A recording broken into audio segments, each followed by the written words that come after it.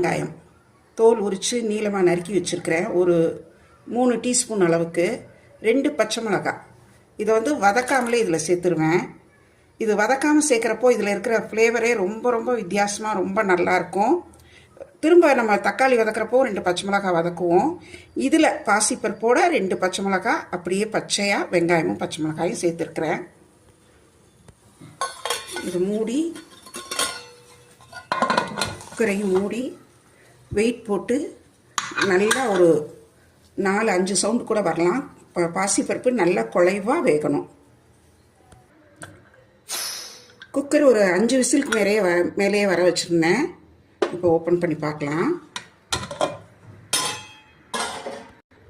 நல்லா குழைவாக வெந்துடுச்சு.